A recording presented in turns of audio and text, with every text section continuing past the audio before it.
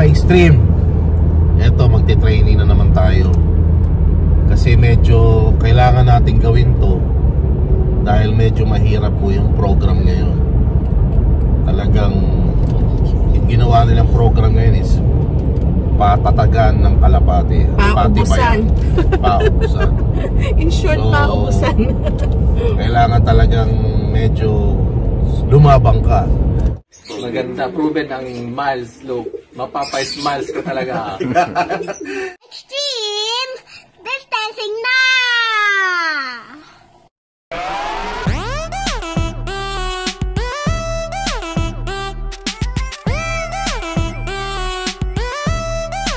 Check it out!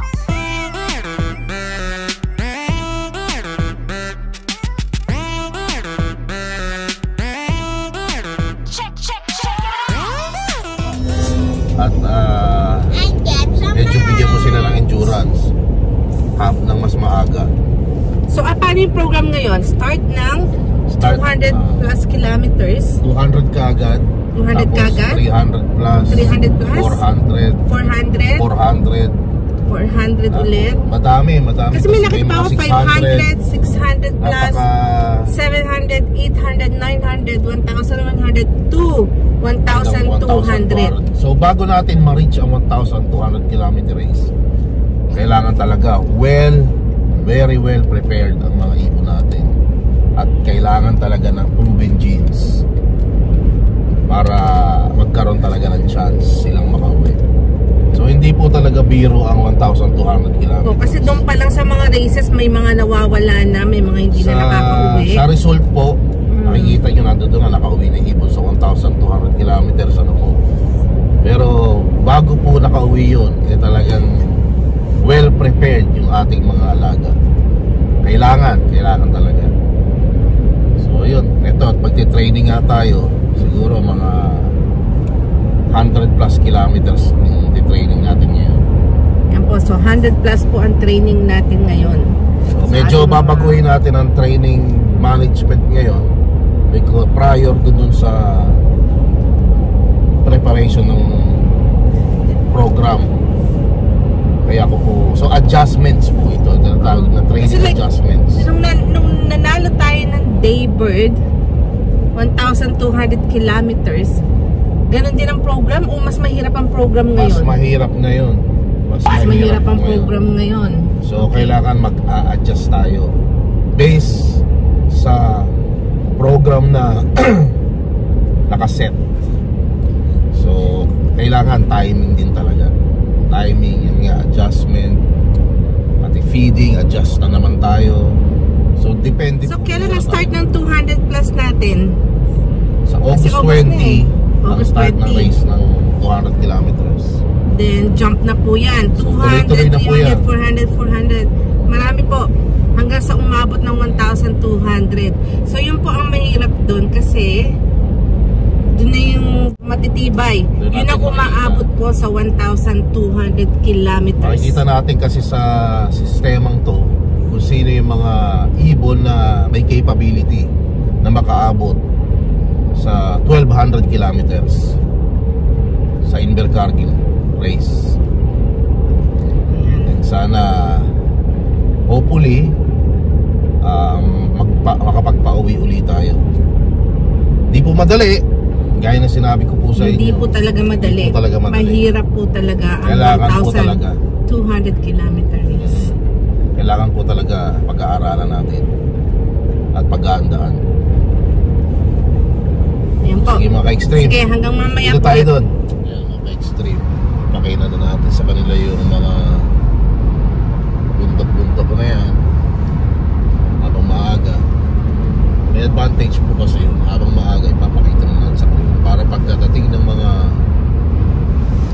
lalo na yung mga binibiglang ibon, hindi sila nabibigla. Last time, nag-train tayo sa may foggy. Ngayon, bundok. Then next time naman, sa dagat. Sa dagat po tayo. Sa next boss natin. Kailangan pakita na natin sa kanila lahat habang maaga. At masanay na sila. Kasi at the end of the day, kung ano yung pinapakita natin sa kanila, yun at ginagawa sa kanila, yun din naman ang magbibigay sa kanila ng confidence. Ayan, medyo mataas tong bundok na to. Diyan po sila tumatawid, itong lugar na ito.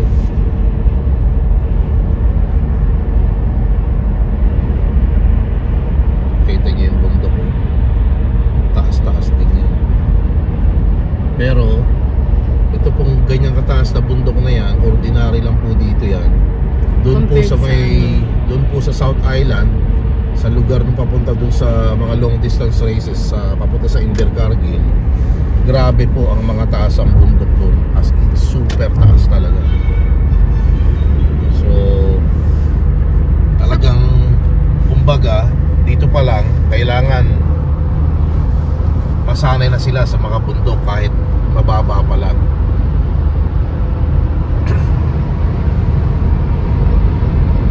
Doon po sa South Island, wala po ako nakita na, very minimal po yung patag doon.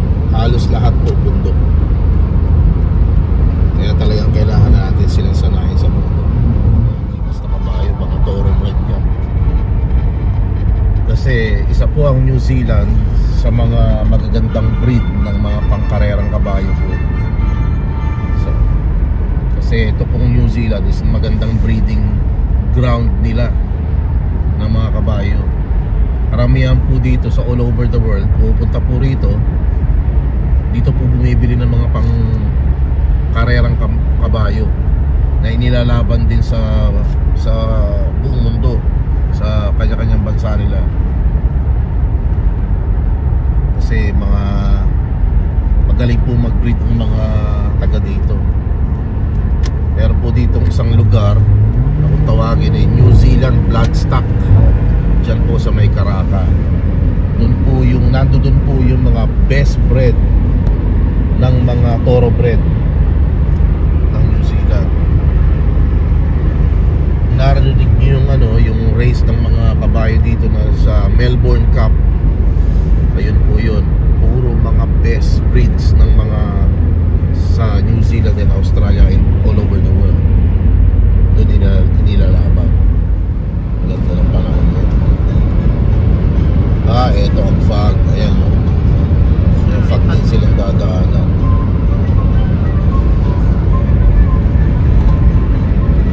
May fog din. So yan po yung sinasabi natin na kasi sa race po talaga lahat ng klaseng weather pwede po nilang madaanan. So kung ang ibon natin hindi sanay sa mga ganong klaseng weather, talagang magugulat at matatakot din po sila. Kaya nakita nyo, ayan, walang dito clear tapos biglang yan na. So yun nga po yung sinasabi natin na kaya marami po nagtatanong kung bakit ko ginagawa yun, bakit tinitraining po sila sa ganon, iba't ibang klase. Ito po yung sagot. Ayan po yung dinadaanan nila. Kita nyo, maaraw doon, biglang ganito po ngayon. Yan po, madilim na naman. Foggy.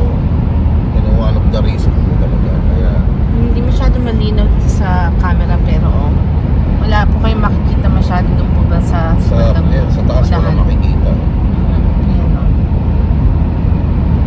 So yun po yung talagang sunny po doon. Ini-educate po natin talaga sila. Sunny tapos foggy. So kung nakita nyo po yung dati namin yung vlog, titrain po natin sila sa foggy po. No, zero visibility. Baka mamaya ay madaanan naman natin, umuulan naman doon. Ayun, kasi po sa isang araw po, yan po iba-iba pong weather dito sa New Zealand. Oh, may nagte-training Ayan. Saan? Ayun nga, may mga kalapati rin mga ka-extreme kanino kaya yan? May nagte-training din. Ayan, ang dami Oo. Kanino yan? Sumisikreto ha? Sumisikreto? Sino kaya yun? Sino kaya sa ating mga kasamahan? Nag-i-ensayo na. Nakita nyo. Kita nyo ha? Ganun talaga, kailangan talaga hard work. Yan ang foggy na wala na naman. Foggy na, wala nang makita Yan po, ito para sa akin. Sample talaga ng Invercargill, ganyan po. Good luck sa training nila mamaya. So ayan, kita makikita nyo, wala talagang makikita. So, kailangan nila talagang ang pinaka-the best na ginagawa po nila mga guys, eh yung lilipad sila ng mataas. Matututo silang, kailangan nila lumipad ng mataas para makita nila. Kasi kung hindi, kung mababa lang ang lipad nila, hindi sila makakawik. Tingnan nyo, yun po ay isa sa magandang mag-training ng foggy. Rason po talaga is kailangan nilang lumipad ng mataas. Ayan, clear na naman siya. Kanina, foggy, nadaanan natin. Tapos biglang clear. Ngayon, doon na naman. Sa bandang side, ayun. Ayun, nakikita nyo, foggy na naman doon. Clear? Ganyan po ka-weird ang weather dito. Weather dito. Kaya sinasabi nila na pagkakarera ng Kalapate, mahirap po para sa mga sunny na naman. Bright and sunny. Sabay dito po, ayan. Foggy po banda doon. Mahirap talaga ang 1,200 kilometers. Hindi po basta-basta. Kasi sa dami ng dadaanan nila mga training race, from 200 jump to 300 hanggang po umabot ng 1,200. So paubusan na po yun. So matira-matibay po talaga. Yung pinakamatibay po yun na umaabot ng 1,200 kilometers po. Kaya po sa totoo lang, foggy. pag ang ibon po nakauwi ng 1,200 kilometer, doesn't matter finisher, basta makauwi po siya, clocker, whatever, basta makauwi po ang ibon sa 1,200 kilometer, consider as champion. Pakagaling na ibon. Hindi po biro yun. Kasi kita nyo naman yung weather, oh. So, baka mamaya may umulan pa, may tas yung dagat, yung bundok, lahat yan. Kaya maswerte po tayo kasi meron po tayong daybird na naging part po ng history po ng New Zealand. Ito po yan. Daybird po siya na wala pong pahinga dire-diretso. Ilang oras? 12 hours? 12 hours, 45 minutes.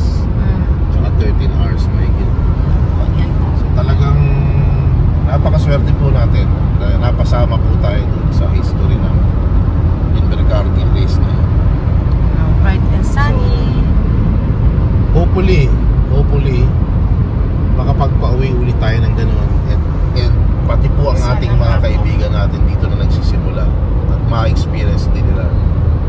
Kasi po talagang it's a lifetime lifetime achievement na po yun para sa isang pansier, lalo kung mahilig po sa long distance racing talaga. Dadali na natin yun hanggang sa pagtanda natin.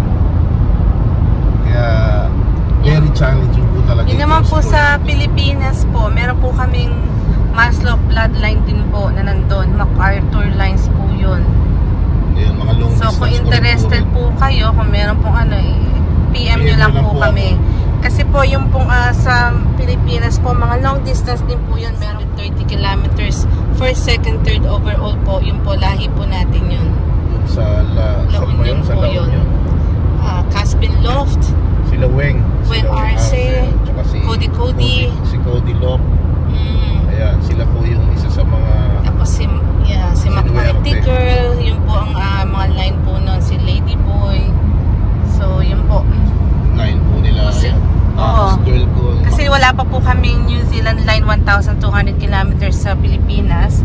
Ang meron po natin doon is MacArthur line po na pang long distance din po na proven na po na nananalo.